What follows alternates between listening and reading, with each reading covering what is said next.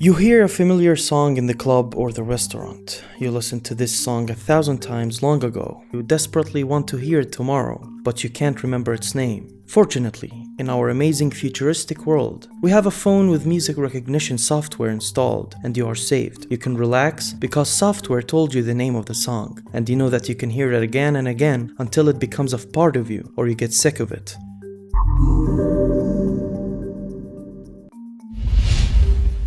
Mobile technologies, along with the huge progress in audio signal processing, have given us algorithm developers. It is the ability to create music recognizers. One of the most popular music recognition apps is Shazam. If you capture 20 seconds of a song, no matter its intro, verse, or chorus, it will create a fingerprint for the recorded sample, consult the database, and use its music recognition algorithm to tell you exactly which song you are listening to. Don't forget to like, share, and subscribe to the channel. And if you like those videos, please ring that bell.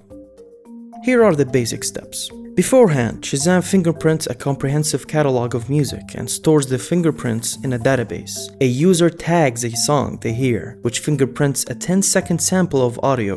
The Shazam app uploads the fingerprint to Shazam's service, which runs a search for a matching fingerprint in their database. If a match is found, the song info is returned to the user. Otherwise, an error is returned. Now for the fingerprinting process. This is how it works. To make an audio fingerprint, an audio file is converted into a spectrogram where the y-axis represents frequency, the x-axis represents time, and the density of the shading represents amplitude. Now we have all of the basic data to match two files that have undergone the fingerprinting process. However, it is only possible to match them if a Shazam user began recording at the exact millisecond that a song began. Since this is almost never the case, there are additional steps to audio fingerprinting. Through a process called combinational hashing, points on the scatter plot are chosen to be anchors that are linked to other points on the plot that occur after the anchor point during a window of time and frequency, known as a target zone. Each anchor point pair is stored in a table containing the frequency of the anchor, the frequency of the point,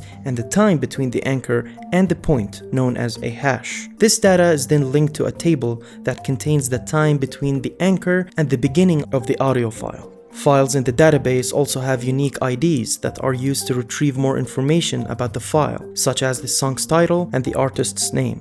We have created fingerprints for both audio files. Each of the anchor point pairs from the Shazam user's recording are sent to Shazam's database to look for matching anchor point pairs. This search will return the audio fingerprints of all songs that contain any hash matches. We need to find the time offset between the beginning of the Shazam user's recording and the beginning of one of these possible matches from the database. This offset in timing can be calculated by subtracting the time of the anchor point pair's occurrence in the Shazam's user recording from the matching hash's time of occurrence in the audio file from Shazam's database. If a significant amount of matching hashes have the same time offset, that song is determined to be a match.